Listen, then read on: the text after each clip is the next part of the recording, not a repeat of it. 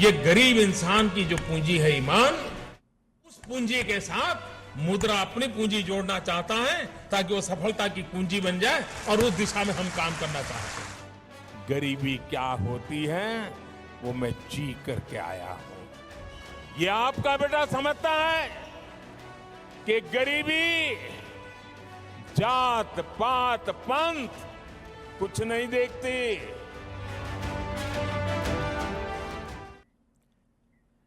नमस्कार, मैं हूं आपके साथ राहुल ओझा।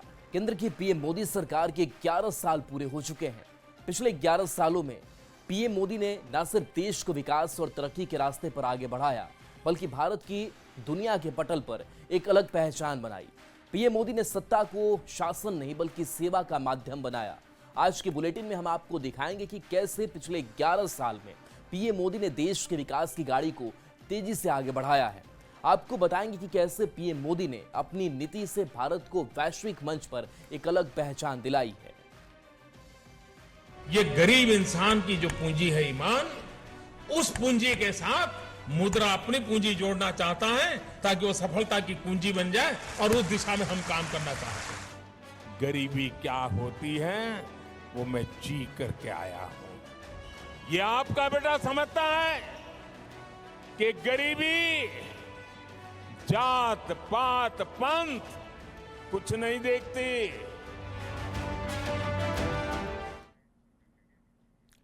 नरेंद्र दामोदर दास मोदी एक ऐसा नेता जिसने सिर्फ फैसले नहीं किए बल्कि शासन की सोच ही बदल दी।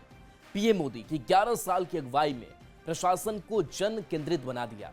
आइए देखते हैं कुछ ऐसी ही कहानियां जो बताती हैं कि कैसे पीएम मोदी ने हर स्तर पर काम करने का तरीका बदल दिया, और ये भी समझते हैं कि कैसे उन्होंने सत्ता की ताकत को सेवा भाव में तब्दील कर दिया। माता की, भारत माता की।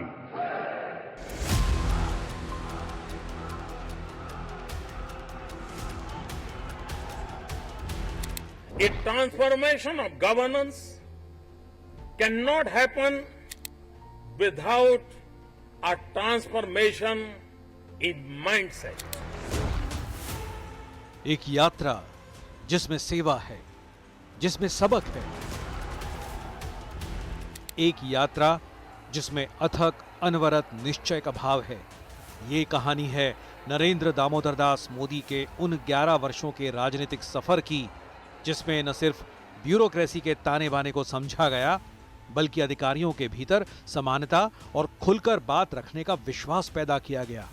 विदेश मंत्री एस जयशंकर पीएम मोदी के साथ अपनी पहली विदेश यात्रा की कहानी बताते हैं तो पता चलता है कि कैसे पीएम मोदी ने जूनियर अधिकारियों को भी मुखर होने का मौका दिया। When the conversation started, he started with the junior most person, so that the junior most person was not influenced by what the senior person said. So today, for example, if I travel with him, I'm the last person to speak because I'm the minister. All my other colleagues express their views very openly, and he would actually give more time to those who had something.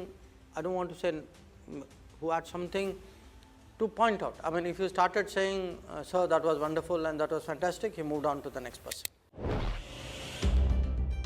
अपने पहले ही संबोधन में देश के प्रधानमंत्री नरेंद्र मोदी ने अधिकारियों को भी साथ आने का मंत्र दिया था। ये इन्होंने शुरू में कहा था कि मैं साइलोज में काम नहीं करता और मैं अधिकारियों से उम्मीद करता हूँ कि वह किसी भी प्रकार से साइलोज में काम नहीं करेंगे। आज भी वो इस मत के हैं कि अधिकारीगण अपनी मानसिक अनुशासन में साइलोज में काम करते हैं। उनका अनुशासन जो है वो साइलोज में है, जिसको तोड़ना चाहते हैं। इन 11 वर्षों में पीएम मोदी ने न सिर्फ अधिकारियों में समानता का भाव पैदा किया, बल्कि उन्होंने हर किसी के अनुभव से सीख ली, फिर चाहे वो कोई चपरासी ही क्यों न हो। केंद्रीय मंत्री प्रहलाद जोशी एक ऐसी ही कहानी सुनाते हैं। प्यून तो छोड़ो, बहुत दूर की बात है। इन लोगों से भी हम बात नहीं करते थे, बट पीएम साहब ने हमको एक bar council of ministers cabinet में शायद उन्होंने हमको बोला, तो इन लोगों से पूछो, उनके बहुत एक्सपीरियंस रहता है। तो तो उन्होंने अपने जो ऑफिस में ऑफिस बॉय था उनसे बातचीत कैसे किया वो हमको एक्सप्लेन किया था। तब से हम भी ये लोगों से बातचीत करना हमने शुरू की।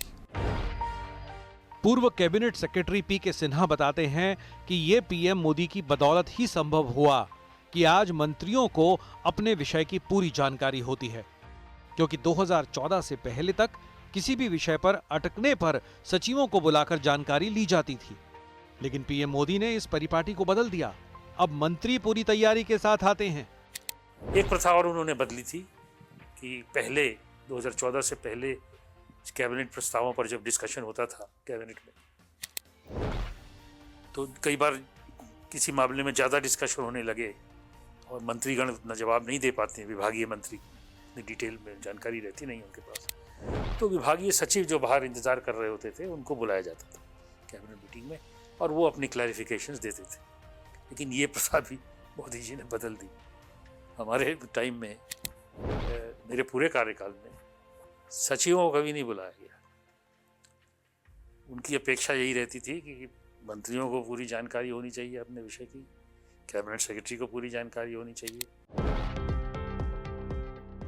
खास बात यह है कि पीएम मोदी की इन नीतियों का असर ये हुआ कि अब मंत्री न सिर्फ अपने विषय को पूरी तरह जानते हैं, समझते हैं, बल्कि एक दूसरे के विषय की भी पूरी जानकारी रखते हैं।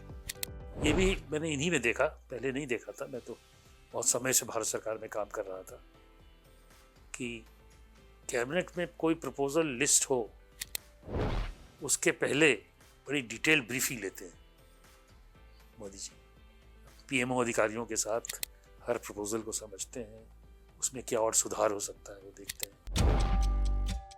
ईज ऑफ डूइंग बिजनेस में भारत की रैंकिंग 145 से 65 तक पहुंचना कोई साधारण उपलब्धि नहीं थी।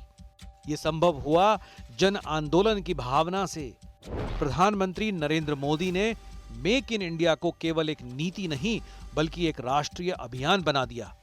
नीति आयोग के पूर्व सीईओ अमिताभ कांत बताते हैं कि कैसे पीएम मोदी ने सभी स्टेक होल्डर्स को एक किया और कैसे मेक इन इंडिया की पावर को अभूतपूर्व जन आंदोलन बना दिया। ग्रास रूट लेवल से आप मोमेंटम शुरू करिए, तो उस पर बड़ी मेहनत हुई हम लोग। सारे रूल्स रेगुलेशन हटाए गए। वर्ल्ड बैंक की ईज ऑफ डूइंग बिजनेस में हम 145 रैंक पे थे, हमने करीब 80 रैंक जंप किया तुरंत। तो ये सब जन आंदोलन की वजह से हुआ। ये सारे के सारे जो बदलाव आए ये जन आंदोलन बनाने की वजह से हुए, क्योंकि इंडस्ट्रीज जो कह रहा था उसकी सुनाई हुई, सुनाई के बाद कार्यक्रम हुआ। ये 11 वर्ष ये भी बताते हैं कि कैसे पीएम मोदी ने जन भावनाओं की कद्र की। राम मंदिर का निर्माण और उसका श्रेय जनता को देना एक अभूतपूर्व मिसाल कही जा सकती है। उन्होंने जो उस समय कहा कि समाज का ये मंदिर है, समाज के सहयोग से ये मंदिर बनना चाहिए। आज जो करोड़ों करोड़ों लोगों ने अपने सहयोग प्रदान किए हैं, गरीब ने भी किया है, ठेले वाले ने भी किया है, इसलिए पूरा देश इसके साथ जुड़ा है। देश के गृह सचिव गोविंद मोहन बताते हैं कि कैसे प्रधानमंत्री नरेंद्र मोदी ने राष्ट्र ध्वज को औपचारिकता से उठाकर जन भावना से जोड़ा। पहले जो तिरंगा केवल विशेष दिनों तक सीमित था, आज वो हर घर की छत पर शान से लहराता है। यानी हर घर तिरंगा सिर्फ एक अभियान नहीं, जन भावना बन चुका है। राष्ट्रगान नामक एक हमने कार्यक्रम किया। उसमें यह था कि हर व्यक्ति राष्ट्रगान गाएगा और उसको एक सेल्फी लेके अपलोड करेगा। इसी भावना के तहत हर घर तिरंगा में भी हमने राष्ट्र का एक प्रतीक लिया जो हमारा तिरंगा है। प्रधानमंत्री नरेंद्र मोदी ने जंगल की आग को केवल एक आपदा नहीं बल्कि राष्ट्रीय प्राथमिकता माना। नेशनल डिजास्टर मैनेजमेंट अथॉरिटी के पूर्व प्रमुख कमल किशोर बताते हैं, पीएम मोदी ने डेटा, तकनीक और जन भागीदारी को जोड़ते हुए फॉरेस्ट फायर मैनेजमेंट का खाका बदल दिया। इसरो और एफएसआई की मदद से अब जंगल की आग शुरुआत में ही पकड़ ली जाती है। हिमाचल और उत्तराखंड में पीएम मोदी ने चीड़ की पत्तियों से आग रोकने के साथ साथ रोजगार का नया रास्ता भी खोला। हमारे अभी जो प्रोग्राम शुरू किए गए हैं प्रधानमंत्री जी के निर्देशों के हिसाब से, देश के करीब 150 जिले ऐसे हैं जहां पर हमें फॉरेस्ट फायर को कंटेन करने की ज़रूरत है, फॉरेस्ट फायर के जोखिम को कम करने की ज़रूरत है। उसके लिए हम कैसे उनकी कैपेसिटी बिल्ड करें, कैसे उनको ऐसा इक्विपमेंट दें जो फॉरेस्ट फायर रिस्पॉन्स में काम आए। और दूसरा जो फॉरेस्ट मैनेजमेंट है, प्रधानमंत्री जी कहते रहे हैं कि good forest fire management is an integral part of good forest management. यानी प्रधानमंत्री नरेंद्र मोदी के इन 11 वर्षों के कार्यकाल में ब्यूरोक्रेसी में विश्वास, जनता में भागीदारी और विकास में न सिर्फ गति आई, बल्कि ये कहानी साबित करती है कि कैसे इन 11 वर्षों में संकल्प से सिद्धि के मंत्र को साकार किया गया।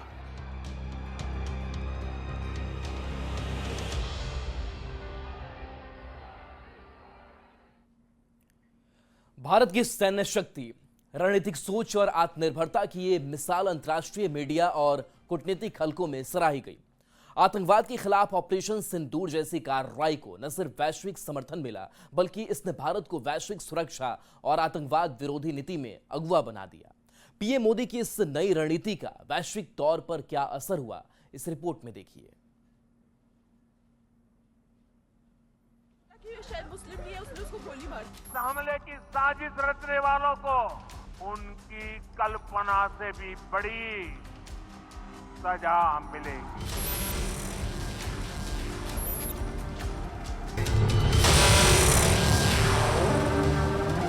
अब आतंकियों की बची खुची जमीन को भी मिट्टी में मिलाने का समय आ गया है। सजा मिलकर के रहेगी।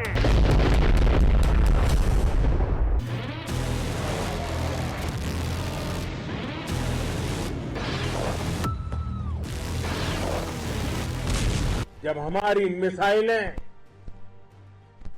सनसनाती हुई निशाने पर पहुंचती हैं, तो दुश्मन को सुनाई देता है भारत माता की जय।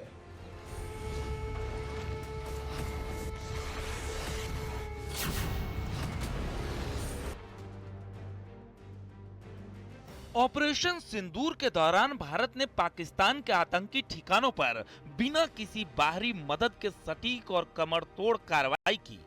इससे दुनिया को यह साफ संदेश गया कि प्रधानमंत्री मोदी के नेतृत्व में भारत अब केवल प्रतिक्रिया देने वाला या सुनने वाला देश नहीं, बल्कि वैश्विक मंच पर नेतृत्व करने वाला और निर्णायक भूमिका निभाने वाला राष्ट्र बन चुका है।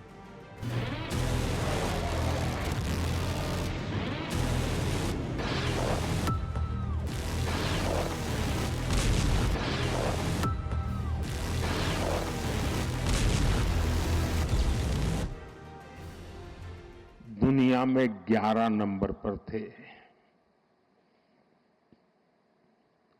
हमने कोरोना से लड़ाई लड़ी, हमने पड़ोसियों से भी मुसीबतें झेली, हमने प्राकृतिक आपदा भी झेली। इन सब के बावजूद भी इतने कम समय में हम 11 नंबर की इकोनॉमी से 4 नंबर की इकोनॉमी पहुंच गए।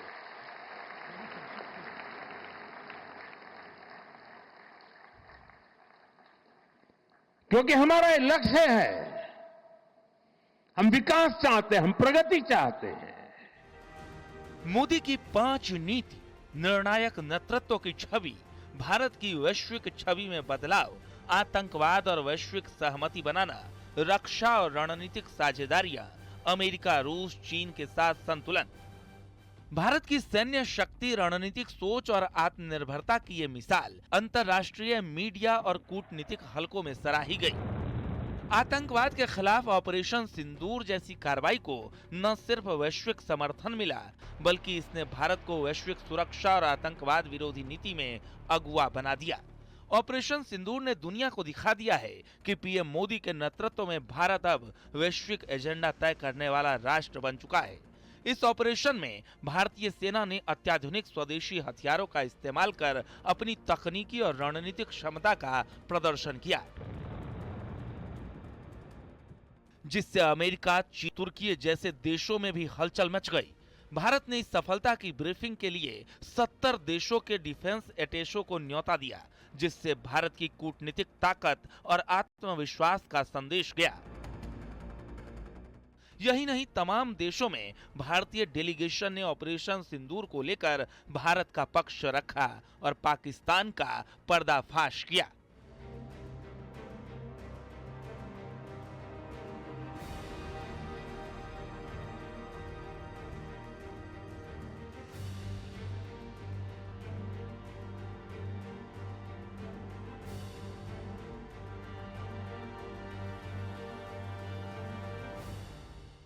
is that the terrorists have also realized they will have a price to pay. On that, let there be no doubt. This time we crossed not only the line of control, we crossed the international border and we struck a terrorist headquarters in Balakot. This time we have gone beyond both of those. We have not only gone beyond the line of control and the international border, we have struck at the Punjabi heartland of Pakistan by hitting terror bases, training centers, terror headquarters in 9 places.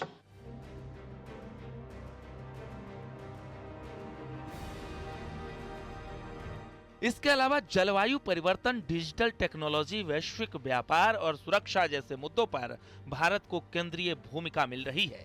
चाहे वो international solar alliance का नेतृत्व हो, digital public infrastructure का वैश्विक model हो या वैश्विक सप्लाई चेन में भारत की बढ़ती हिस्सेदारी, इस बदलाव के केंद्र में मजबूत नेतृत्व, आत्मनिर्भरता और वैश्विक मंच पर भारत की बढ़ती स्वीकार्यता है, जिससे भारत की छवि एक निर्णायक, प्रभावी और जिम्मेदार ताकत के तौर पर देखी जा रही है।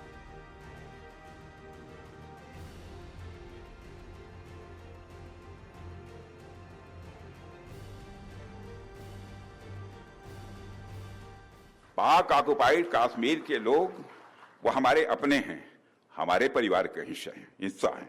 हम श्री नरेंद्र मोदी जी के एक भारत श्रेष्ठ भारत के संकल्प के लिए पूरी तरह से प्रतिबद्ध हैं और हमें यह पूर्ण विश्वास है कि हमारे वो भाई जो आज हमसे भौगोलिक और राजनीतिक रूप से अलग हैं, वो भी अपने स्वाभिमान, आत्मा की आवाज और स्वेच्छा से भारत की मुख्य धारा में कभी न कभी जरूर वापस लौटें।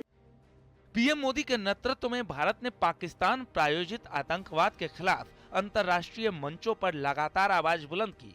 उनकी सक्रिय कूटनीति के चलते financial action task force FATF ने पाकिस्तान को ग्रे लिस्ट में डाला, जिससे उस पर वैश्विक दबाव बढ़ा। संयुक्त राष्ट्र में भारत के आतंकवाद विरोधी प्रस्तावों को अमेरिका, फ्रांस, रूस जैसे प्रमुख देशों का समर्थन मिला। इसके अलावा जैश ए मोहम्मद के मसूद अजहर को वैश्विक आतंकी घोषित करवाने में भी भारत ने निर्णायक भूमिका निभाई।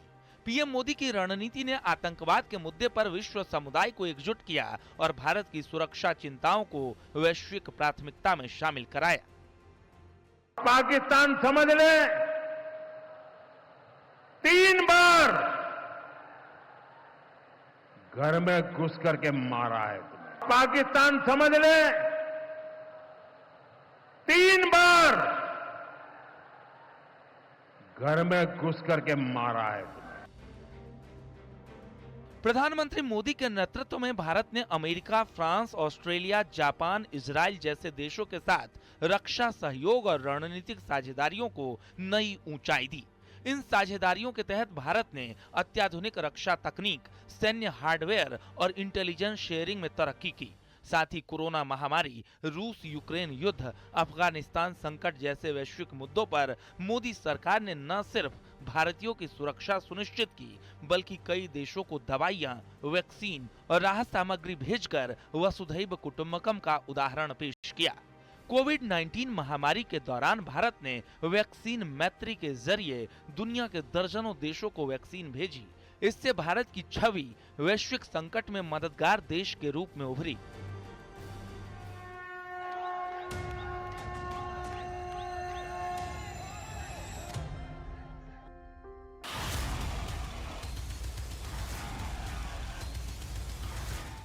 प्रधानमंत्री मोदी ने अमेरिका और रूस जैसे आपसी विरोधी देशों के साथ संतुलित संबंध बनाए रखे हैं, चीन के साथ सीमा विवाद के बावजूद भारत की स्थिति मजबूत रही है। वहीं अमेरिका और रूस दोनों के साथ रणनीतिक साझेदारी बरकरार है। भारत ने क्वाड, ब्रिक्स और शंघाई सहयोग संगठन दोनों में सक्रिय भागीदारी निभाई।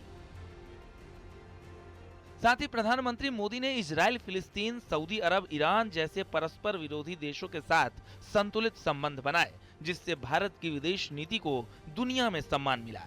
उन्होंने इजराइल और फिलिस्तीन दोनों के साथ संबंधों को मजबूत किया, जो वैश्विक कूटनीति में एक दुर्लभ उपलब्धि मानी जाती है। –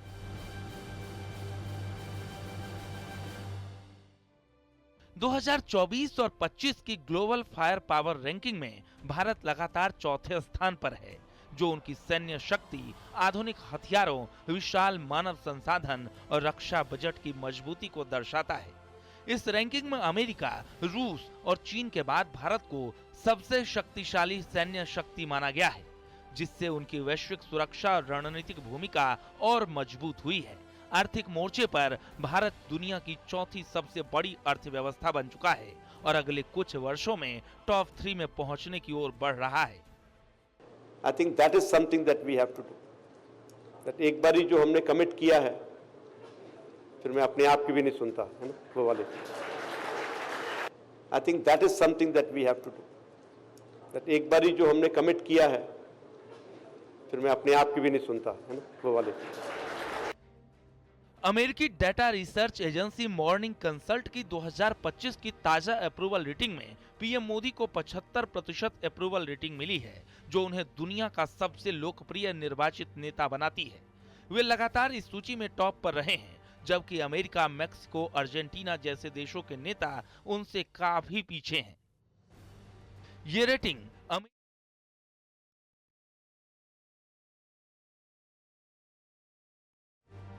दर्शाता है कि पीएम मोदी एक ग्लोबल लीडर है। Bureau report, news 18।